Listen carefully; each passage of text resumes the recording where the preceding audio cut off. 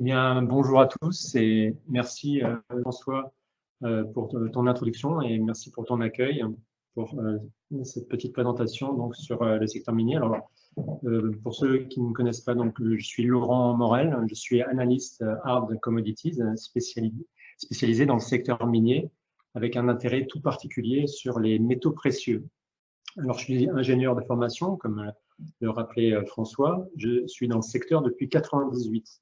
Alors, en 98, j'habitais à Vancouver et à cette époque, mon métier m'a fait rencontrer énormément de géologues, des analystes, des équipementiers, et donc j'ai attrapé ce qu'on appelle le gold bug, le virus de l'or à Vancouver. Et donc, depuis 98, je suis le marché minier de manière très, très assidue. J'ai gardé donc tous ces contacts et depuis 2 ans maintenant, j'ai lancé une lettre qui s'appelle Recherche B. Donc j'édite cette lettre sur l'actualité des compagnies minières et je publie aussi un bulletin sur l'actualité des métaux précieux, donc or, argent en particulier, avec un œil plutôt macroéconomique. Avant de démarrer cette session, voilà, je tiens à préciser que le travail que je fais est un travail indépendant, donc je n'ai aucune rémunération, quelle qu'elle soit, avec les sociétés que je cite ou que vous allez entendre dans cette présentation, vous allez lire dans les notes que je publie.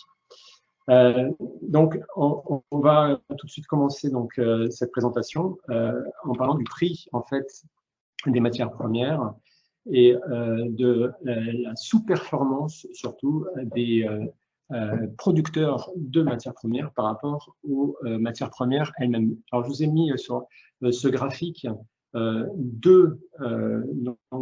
voyez deux formats distincts. À gauche, vous avez donc le graphique de l'ETF CRB qui représente un panier de matières premières constitué de 3 compartiments de matières premières à poids relativement égal. Donc, vous avez un tiers de matières énergétiques, comme le gaz naturel, le charbon, le pétrole, un tiers de matières premières agricoles et un tiers de métaux industriels et précieux. Alors, ce que vous voyez donc depuis 2021, le prix des matières premières est sorti de son canal de consolidation. Et contrairement à ce qui s'était passé pendant la phase haussière des matières premières entre 2001 en gros et 2008, voire 2010 pour certaines matières premières, le prix le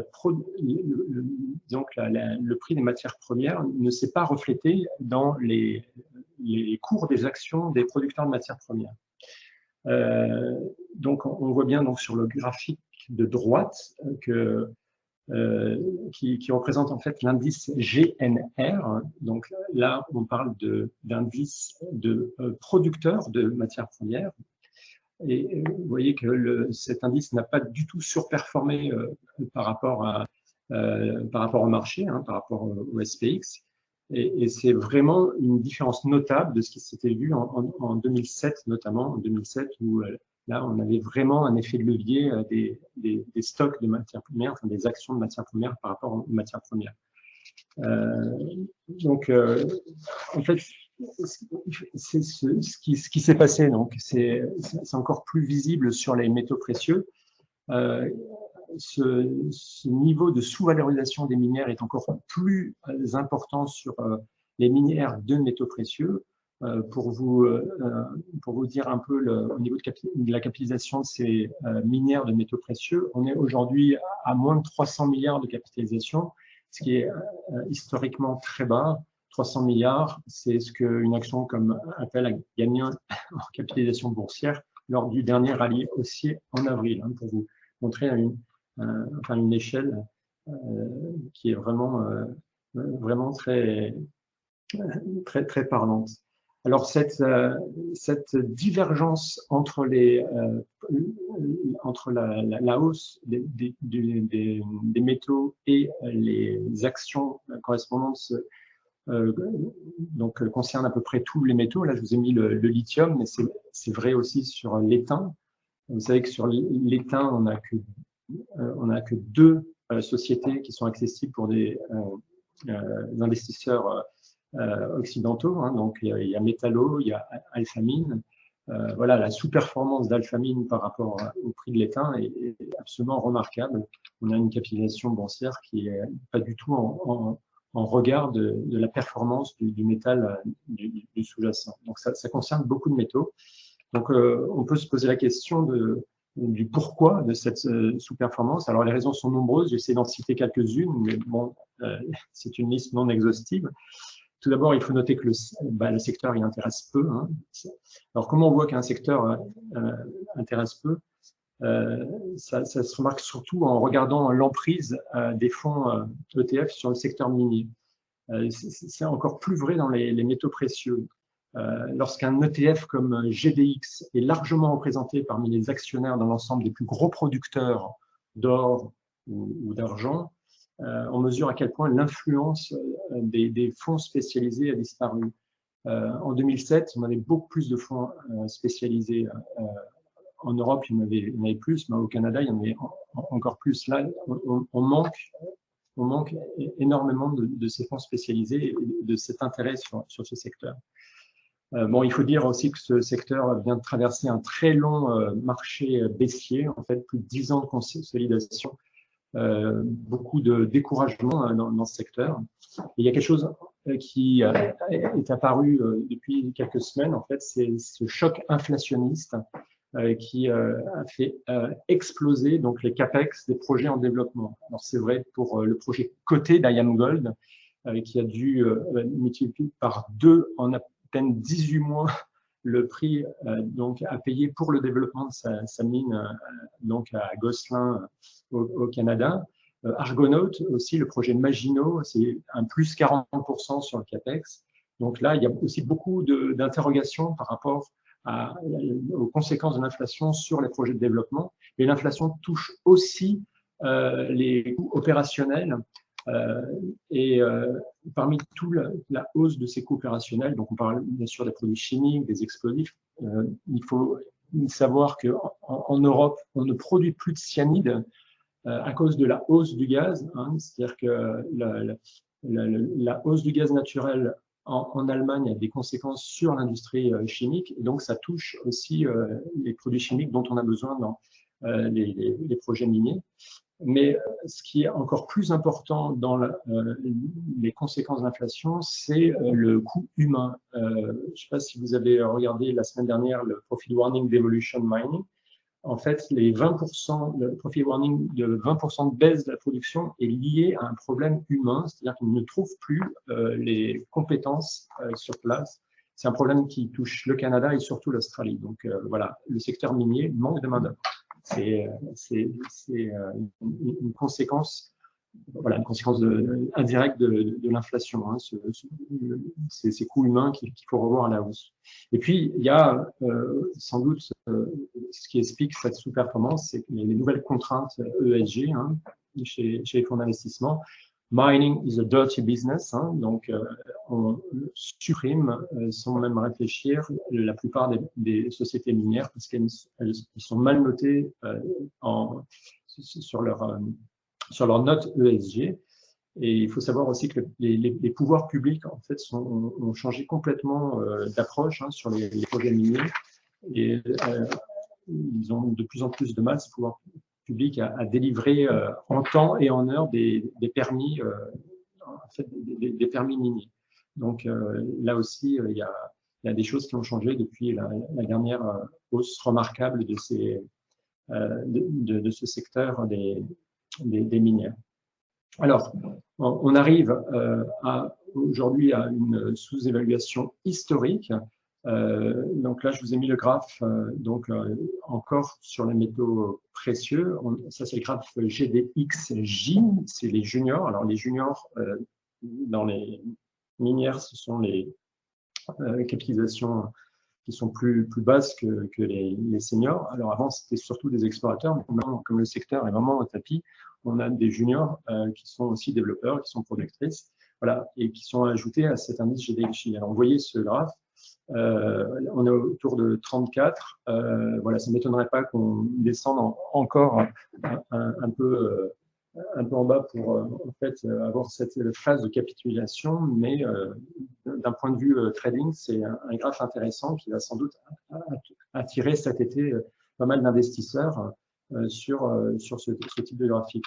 Les minières aurifères sont représentées par GDX, hein, vous connaissez sans doute ce tracker. On a un signal d'achat aujourd'hui, il n'y a plus aucune minière qui a un prix supérieur à sa moyenne mobile de 200 jours, à son IM et 200. C'est un signe de creux sur ce secteur qui s'est donc matérialisé sur les 3 dernières années. Donc, on a des signaux d'achat qui vont arriver pour cet été.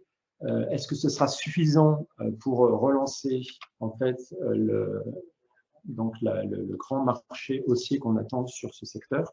Alors, rien n'est moins sûr, hein. C'est pas parce qu'il y a quelques swing traders qui vont arriver sur ce marché qu'il y a tout qui va changer du jour au lendemain. On va essayer de se concentrer sur ce qui pourrait en fait redémarrer en fait ce marché haussier. Il existe des raisons fondamentales en fait de potentiel haussier de ce système minière. Alors, ce qu'il faut savoir, c'est que les prix élevés des métaux ont permis à ces entreprises d'augmenter leur marge, de générer plus de cash flow, ce qui leur a permis de consolider leur bilan. Alors, il y a une petite différence entre les minières industrielles et les minières aurifères. Les minières industrielles, ça fait un certain nombre d'années qu'elles ont commencé à récompenser leurs actionnaires. Dans les métaux précieux, c'est plus récent parce qu'en fait, ces sociétés ont dû épurer leur bilan 2016, 2017, 2018 et depuis 2019, elles commencent en fait à utiliser leur cash flow pour se lancer moins dans des projets d'exploration hasardeux qui dépensent beaucoup de cash, mais dans des programmes de rémunération d'actionnaires.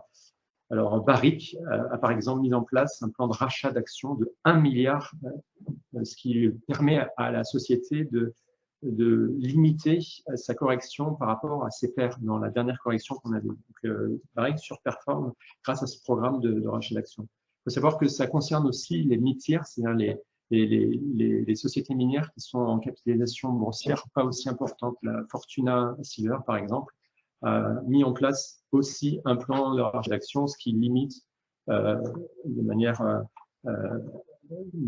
assez notable sa chute par rapport aux autres productrices argentifères ces dernières semaines. Il y a un autre élément en fait qui est très important sur le redémarrage du secteur, et c'est un élément sur lequel je vais insister. Ça va être la partie centrale de cette intervention en fait. La transition énergétique, comme vous le savez, a besoin de projets miniers. Donc là, je vous ai mis donc sur ce graphique la répartition des métaux qui sont donc nécessaires à la mise en place de sources d'électricité alternatives. Donc on a ici tout ce qui est éolien onshore, offshore, tout ce qui est panneaux solaires. Donc ça, c'est un petit graphique que Gladstone Gold a mis en place, j'ai trouvé intéressant. Donc, on voit que cette transition énergétique a besoin énormément en fait, de métaux, alors de cuivre évidemment, c'est le métal qui est le plus important dans cette transition énergétique. Mais on va avoir besoin de nickel, de manganèse, de cobalt, de chromium, de molybdène, de zinc surtout. Voilà, donc ça c'est des choses qu'il faut avoir en tête. Nous avons besoin de ces métaux. Alors, aujourd'hui, ce besoin de métaux est en train d'entraîner une véritable ruée sur les réserves. Alors, pourquoi? Qu'est-ce qui se passe? On se rend compte que les investissements dans les 10 dernières années n'ont pas été suffisants pour le renouvellement de ces ressources minières dont on a besoin. Donc, évidemment, la rareté des métaux est quelque chose qui anime en fait les investisseurs. Et on a ce qui est en train de se passer, on a un véritable run sur les métaux. Alors là, je vous ai mis le graphe du nickel.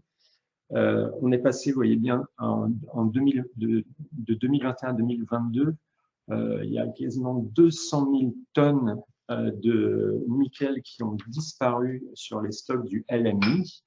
Et le short squeeze qu'on a eu en mars 2022 est avant tout lié à ce run sur la physique. Alors, je rappelle ce qui s'est passé en mars, pour ceux qui n'ont pas suivi. Un opérateur, Xiang, a été pris de court sur une position short trop importante avec une contrepartie bancaire qui est JP Morgan. Ce mouvement de short squeeze a imposé au LMI en fait, d'arrêter toutes les transactions, de fermer le marché et d'annuler de manière rétrospective toutes les transactions qui avaient été faites avant la fermeture du marché qui avait causé ce short squeeze. Depuis cet accident de marché, le prix du nickel, je vous l'ai mis sur le graphique de droite, a baissé, ce qui a permis en fait une couverture des positions qui étaient dangereuses, enfin classées dangereuses. Et on a appris hier soir, je ne sais pas si vous avez suivi l'actualité, on a appris que JP Morgan est sorti entièrement du marché du nickel. Donc en fait, cette phase de décroissance a permis une sortie à bon compte de la banque de ce marché qu'elle ne veut plus toucher. On voit quand même que le niveau de stock repart à la baisse là ces dernières semaines sur le nickel et que ça tend en fait à maintenir cette hausse long terme sur le nickel. On le voit aussi sur le cuivre. La correction récente du cuivre n'a pas cassé, même si elle a été très violente, la baisse sur le cuivre, d'un point de vue historique, on n'a jamais vu une telle correction sur un nombre aussi restreint de jours. Ce qu'on voit là, c'est qu'il y a un problème de stock à Shanghai. Je ne sais pas si vous voyez sur le graphique de gauche, le marché chinois n'arrive plus à restocker suffisamment de cuivre et c'est quelque chose qu'il faut vraiment avoir en tête, c'est que cette baisse de stock est quelque chose de très haussier sur les métaux et que les corrections très violentes qu'on a en ce moment, en fait, ne doivent pas masquer ce fondamental à long terme sur le fait que les stocks disparaissent parce qu'il y a une prise de conscience sur le marché que ces métaux ne sont pas suffisants aujourd'hui pour assurer donc la transition énergétique. Alors, je vous ai mis sur cette diapositive en fait les besoins que cette transition énergétique va nécessiter. Donc, on va avoir besoin de 2 fois plus de cuivre, de 17 fois plus de graphite, 11 fois plus de nickel. Ce qu'il faut savoir, c'est que la quantité de métaux à produire pour assurer cette transition énergétique va devoir nécessiter un effort que l'on n'a jamais réalisé en termes d'exploration, en termes de développement de projet. Donc, il y a quelque chose qui... Il y a une grosse prise de conscience à avoir par rapport à l'investissement qui est nécessaire pour réaliser cette transition énergétique dans le secteur des métaux. Alors, les défis sont très nombreux pour ces minières, pour assurer donc ces réponses à ces demandes de nouveaux projets. Donc, pour pouvoir investir dans ces minières, il va falloir qu'on investisse et qu'on investisse de manière différente que ce qu'on a fait dans les années précédentes. Le premier défi, évidemment, d'ordre environnemental. Le secteur minier qui vise à réduire notre consommation de produits fossiles est lui-même fortement dépendant des ressources fossiles sur ces marchés d'extraction. Dans le secteur minier, sortir de l'utilisation de l'énergie fossile est particulièrement compliqué. Il faut regarder donc quels sont les meilleurs élèves en termes d'impact CO2. Alors, je vous ai mis sur ce graphique l'empreinte CO2 de toutes les minières aurifères. Alors, je parle beaucoup de minières aurifères, alors qu'on devrait élargir sur le secteur minier. Je considère le secteur aurifère très important dans le secteur minier puisque c'est le levier en fait de l'investissement minier. Vous savez que une mine d'or est beaucoup plus rentable qu'une mine d'argent, par exemple. C'est beaucoup plus facile en termes d'ingénierie. Et donc, ce sont ce type de projets qui, en fait, démarrent les projets d'implantation minière plus générale. En ce moment, on cherche énormément les projets or, cuivre, donc ce qu'on appelle les zones de polymères qui sont vraiment très très marqués en or et en cuivre. C'est ce type de projet qui ont la cote, entre guillemets, en termes d'exploration. L'or est vraiment très important puisqu'il a un retour sur investissement beaucoup plus rapide que les autres métaux. Vous savez, quand vous attaquez une zone où il n'y a rien, donc un greenfield, il vaut mieux qu'il y ait de l'or.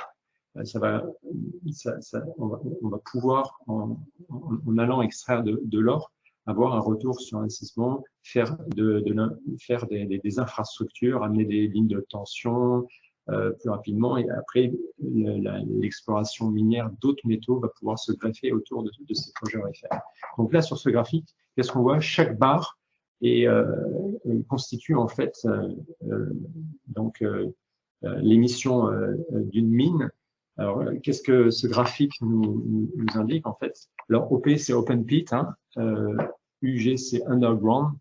Une mine à ciel ouvert a un plus gros impact, évidemment, hein, puisque il faut déplacer beaucoup plus de matériaux sur un open pit qu'en mine souterraine, où l'exploitation est beaucoup plus ciblée en souterrain. Les impacts carbone sont très différents d'une mine à l'autre. Et les petites mines, on le voit bien sur la droite du graphique, sont souvent avec un impact beaucoup plus important. On pourrait généraliser sur d'autres minières.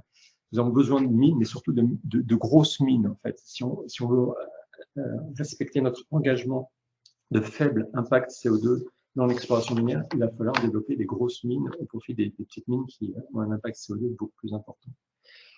L'autre impact environnemental, évidemment, c'est l'empreinte que laissent les projets miniers sur l'environnement. Je vous ai mis ce petit tract qui a fait grand bruit au Chili. Donc, c'est un Canada.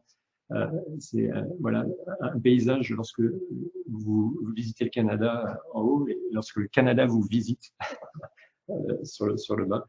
Voilà, donc on part de très loin. Voilà, l'industrie minière va devoir complètement en fait changer son approche de l'impact sur l'environnement local. Et donc, il va falloir s'intéresser en tant qu'investisseur sur des projets des projets miniers qui ont vraiment des projets de reconversion miniers qui sont très solides. Voilà. Donc, il y a une prise de conscience dans le secteur. Et on avance beaucoup là-dessus. Il y a des choses très intéressantes. Alors, je pense évidemment au projet de reconversion du projet d'Adriatic Metals en Serbie, hein, avec une transformation du site à Lisan en centrale solaire. Voilà, il y a plein de choses. Il faut bien regarder tous les projets. Cet engagement environnemental ne peut pas se réaliser si le projet n'avance pas avec des populations locales. Hein. La protection de l'environnement est synonyme d'engagement local, toujours. Hein. C'est encore plus vrai pour les projets qui se déroulent dans des réserves contrôlées par des minorités. Vous savez que le terme ESG n'a pas la même signification en Europe et en Amérique. ESG au niveau européen, on fait énormément attention au E, à l'environnement. Au Canada, en Amérique du Sud, c'est surtout le S, donc le native, l'engagement social des populations locales dans les projets miniers. C'est quelque chose qu'il faut vraiment regarder de manière très, très proche. L'implication des femmes et des hommes qui travaillent sur les sites doit avoir une traduction concrète dans la répartition du capital de la société, ainsi que sur la stratégie d'entreprise. Je vous ai mis sur sur ce graphique, en fait, les chiffres du projet minier d'Andeo Silver. Donc, on est au Mexique. On constate que la production d'employés femmes et d'emplois locaux autour de 60% est plus haute que la moyenne du secteur. Et en fait, ce qu'il faut bien comprendre, c'est que l'attachement de ces points environnementaux et de ces points sociaux est extrêmement lié à la gouvernance. dans le secteur minier, le G, le SG, c'est vraiment le critère essentiel. Il faut connaître déjà, donc même essayer de connaître directement le CEO de la compagnie minière, et surtout voir qui est au board, comment marche en fait le board, même dans une société d'exploration minière, c'est très important de voir comment sont répartis les répartitions des différentes directions dans le board, c'est vraiment très, très important. Et ne pas hésiter à questionner en fait sur ces répartitions les directeurs de ces sociétés minières. Une fois qu'on a toutes ces informations, donc il y a une méthodologie à mettre en place. Donc là, je vous ai mis l'exemple de Rio Tinto. Donc généralement, quand on fait une analyse extra-financière, on se base sur des agences ESG. Alors, la plus connue, c'est MSCI, mais il y en a d'autres. Hein. Il y a Sustainable Analytics, où il y a Digby, maintenant, pour les explorateurs, qui publie en fait des rapports ESG sur chaque compagnie exploratrice, qui est passé dans la moulinette de Digby. Mais en fait, ce que je veux dire à partir de ce graphique, c'est qu'une simple analyse de ces agences de notation n'est pas suffisante. Regardez Rio Tinto, ça fait depuis 2018 qu'elle est plutôt bien classée, hein, dans la note, elle a une note A. Alors, c'est pas triple A. Dans le secteur minier, il n'y en a quasiment pas en triple A. Les seuls triple A qui sont listés, il y a Franco-Nevada et puis d'autres royalties. Les sociétés de royalties, évidemment, ont des très bonnes notations ESG, vu que leur métier, c'est de gagner de l'argent par le streaming, et donc elles ne sont pas dans l'opérationnel. Donc, entre parenthèses, ça met un petit doute sur la validité de ces notations dans le secteur minier. Mais ce qui est important ici, c'est de voir qu'une société comme Rio Tinto, en fait, a gardé sa note A, malgré en fait ce qui s'est passé sur l'un de leurs projets en Australie. Et vous voyez que Macquarie University a sorti un papier donc, sur l'échec retentissant de la notation ESG pour Rio Tinto. En fait, ce qui s'est passé, je vais vous dire il y a eu un scandale en fait de dynamitage d'un site religieux qui était très important pour des populations natives en Australie. Et il y a énormément d'associations australiennes environnementales qui sont levées contre Rio Tinto. Et ce qui est incroyable, c'est qu'il n'y a pas eu une seule personne qui a bougé du bord. Donc, évidemment, il y a eu plein de papiers après, et les sociétés, les agences de notation n'ont pas bougé la note. Donc, si on fait sa propre due diligence sur Rio Tinto, on est obligé d'abaisser la note de Rio Tinto suite à ce manque de réaction du board par rapport à ce qui s'est passé. Donc, comment on fait en fait cette due diligence? On met en place une grille. Alors, on va classer donc toutes les catégories ESG en plusieurs catégories, donc empreinte carbone, impact environnemental, économie circulaire, innovation verte, empreinte ressources naturelles, le projet en fin de vie de la mine, capital humain, engagement social, pratique managériale, corruption, emplois locaux, ressources humaines, engagement auprès des minorités, importance des audits, engagement auprès des actionnaires, rémunération, structure du board.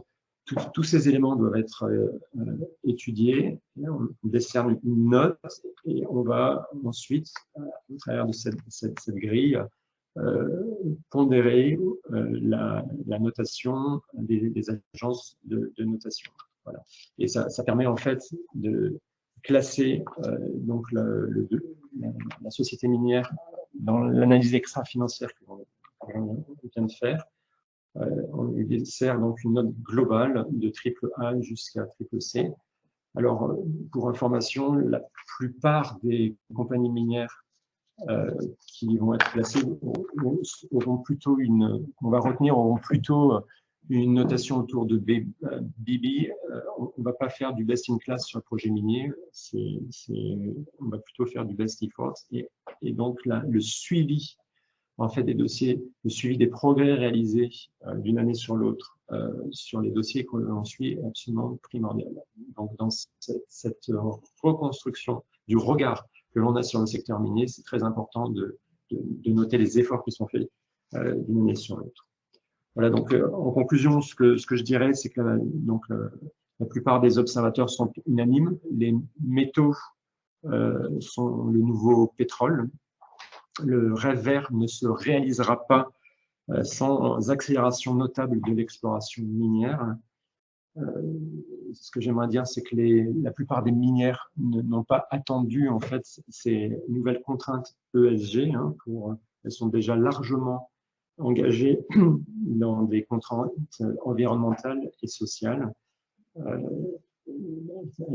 La traçabilité des métaux est, par exemple, quelque chose qui est très suivi. Alors, je vais citer la société Endeavour, qui est sur un projet d'or et de métaux précieux éthiques en Afrique. Donc, c'est quelque chose qui est en train de changer complètement la vision en fait du secteur minier dans l'Ouest africain. C'est par ce genre d'initiative en fait que le secteur minier reviendra dans les plans de financement de fonds spécialisés et qu'on retrouvera en fait l'afflux de capitaux dont le secteur a vraiment besoin. On est sur une ruée des ressources minières. L'urgence climatique actuelle et les nouveaux contextes géopolitiques, avec l'invasion de la Russie en Ukraine, sont en train de changer le regard sur ces fonds par rapport à l'industrie minière. Alors, je vais terminer cette petite session avec un chiffre qui a été publié hier. Depuis le début de l'année, les sociétés minières cotées au Canada ont levé 3 milliards de dollars canadiens, un peu plus de 3 milliards de dollars canadiens. C'est 25% du total des capitaux levés à Toronto.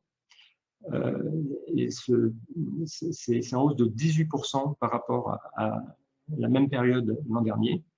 Et il faut savoir que l'augmentation globale des fonds à Toronto a chuté de 54%. Donc, on a une baisse de financement au Canada et qui contraste complètement avec cette hausse en fait, de levée de fonds dans le secteur minier.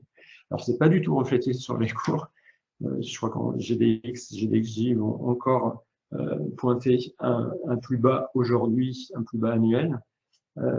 Mais en fait, l'engouement de l'investissement sur les minières ne s'est pas tari malgré le reflux en fait, de financement global qu'il y a sur le marché canadien depuis le début de l'année.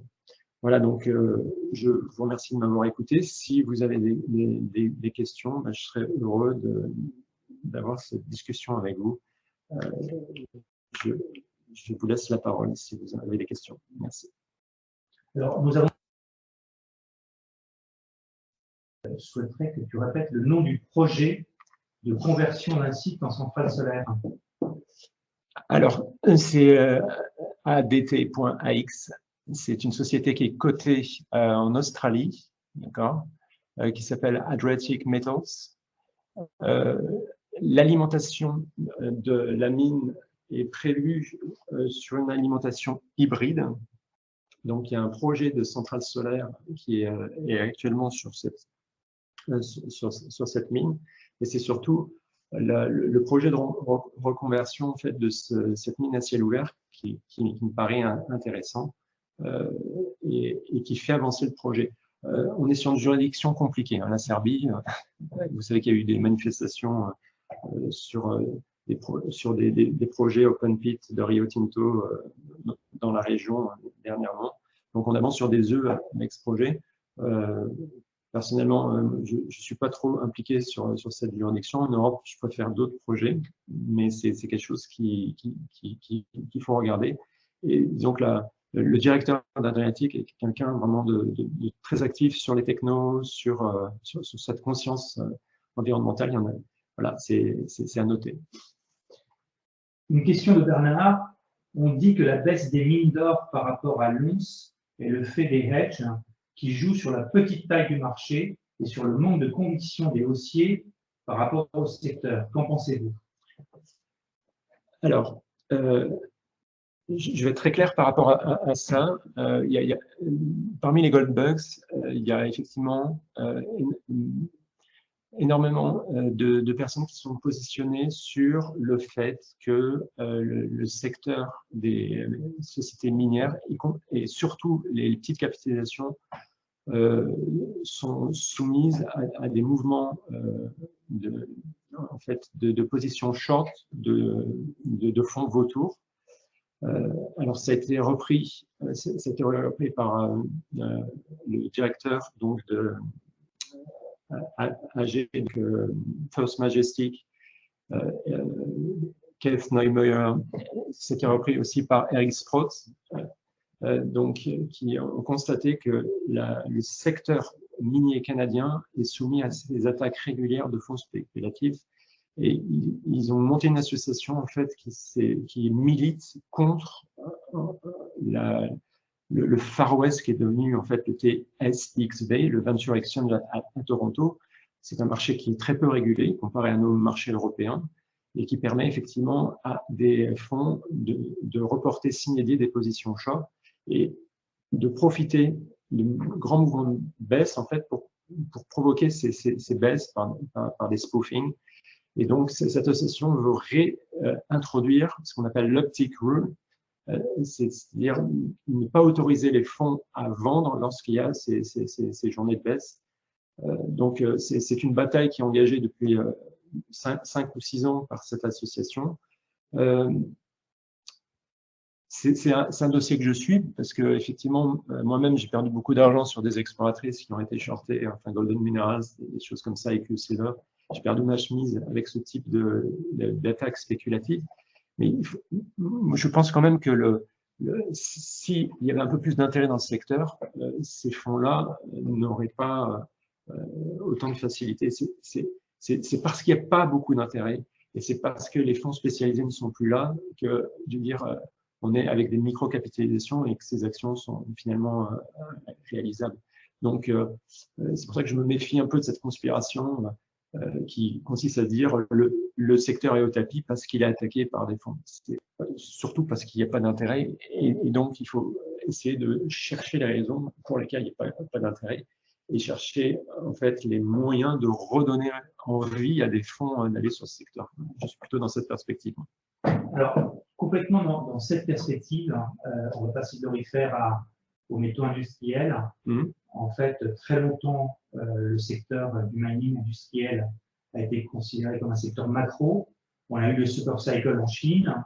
On envisage que ça devienne un secteur plus séculaire avec cette transition énergétique et ce monde fossile qu'on détruit pour construire un monde minéral.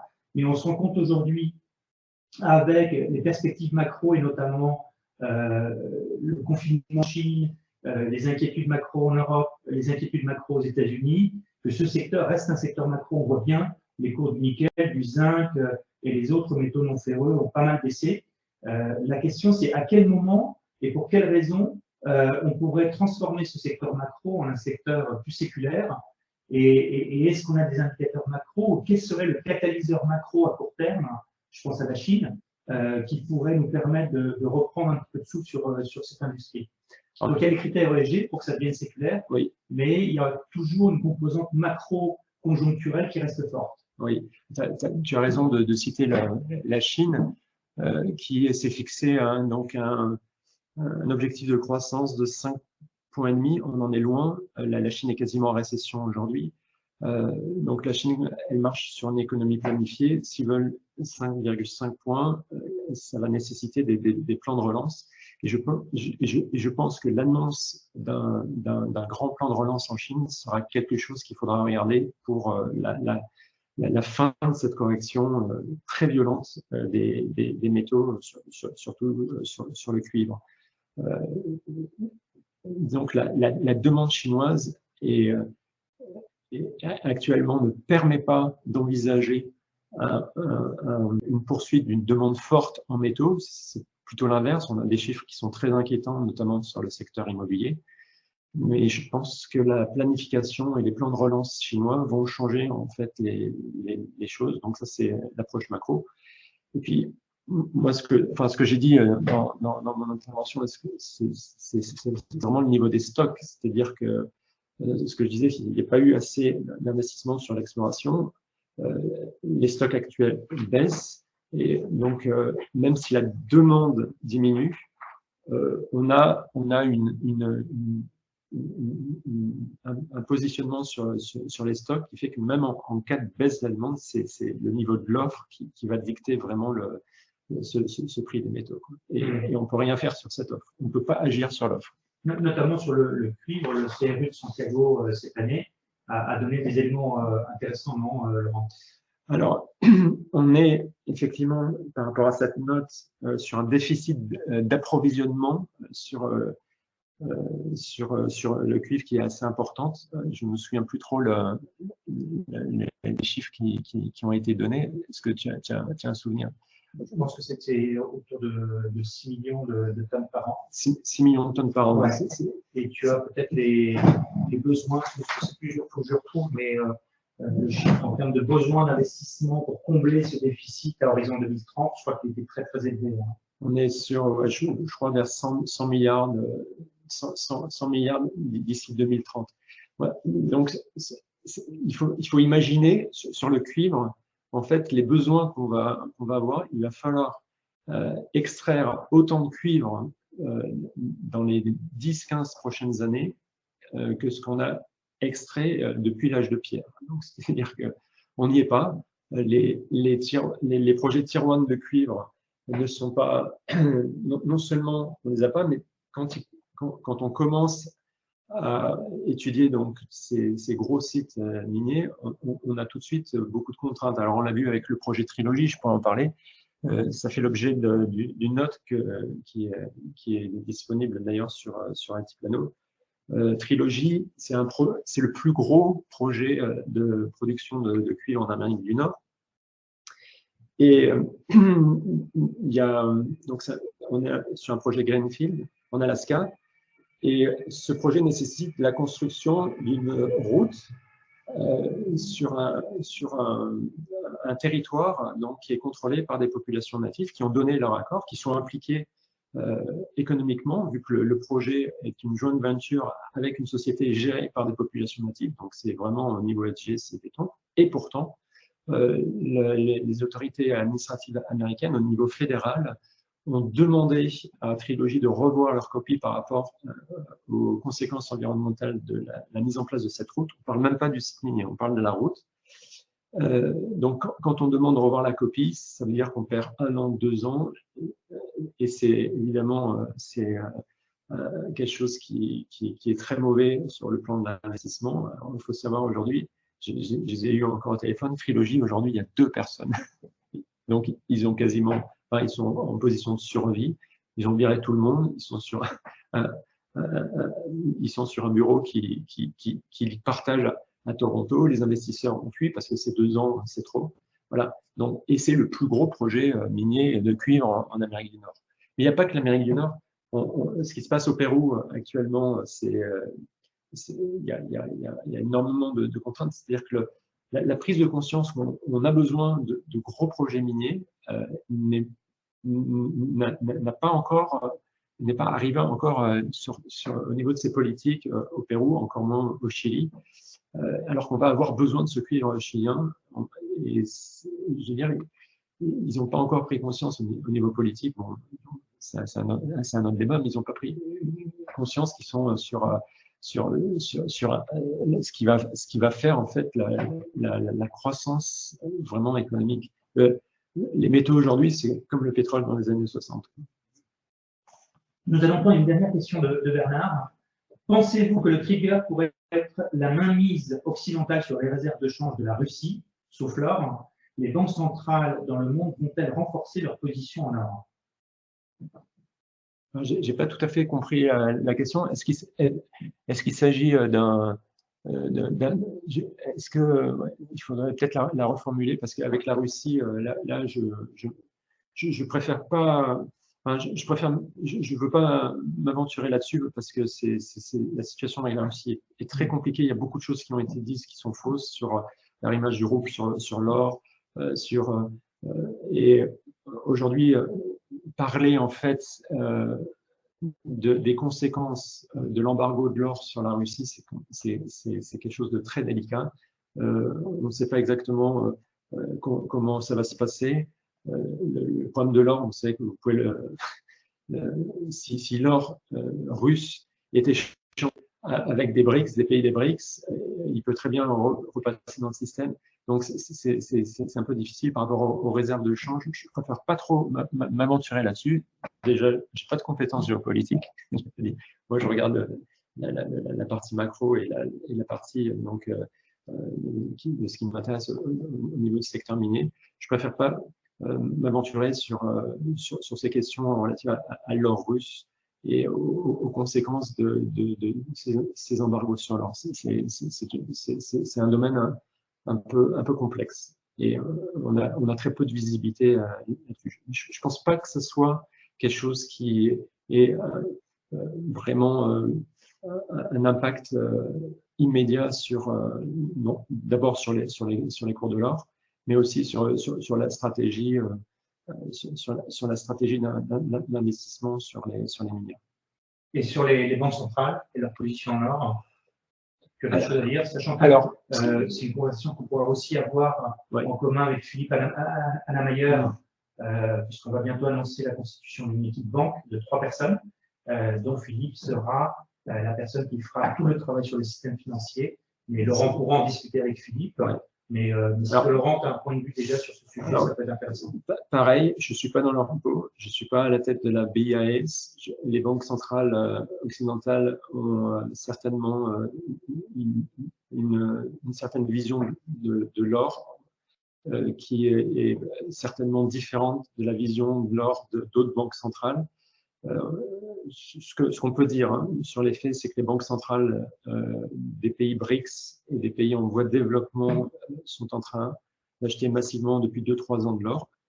Donc, elles sont en train de remotiser l'or dans leur bilan, ce qui n'est pas le cas des banques centrales occidentales. Mais, vu les niveaux des stocks actuels, il y a évidemment beaucoup d'observateurs qui pensent qu'une réévaluation de l'or dans le bilan des banques centrales occidentales serait le moyen, en fait, de régler une fois pour toutes le problème, en fait, de cette expansion infinie des bilans des banques centrales. Et là aussi, c'est des conjectures et c'est difficile de parler à la place de personnes. Enfin, on ne sait pas ce que pensent ces directeurs de banque centrale, et notamment la BIAS, qui est très active sur le marché de l'or. Merci Laurent. Mais merci. Merci à tous d'avoir participé à ce premier webinaire de Laurent. Vous aurez cet enregistrement disponible dans les jours qui viennent sur le site Events. Vous recevrez un petit email de notre part avec le lien, avec le slide deck, et nous serons ravis de poursuivre ces conversations avec Laurent si vous le souhaitez. À très bientôt et bonne journée. Merci. Merci.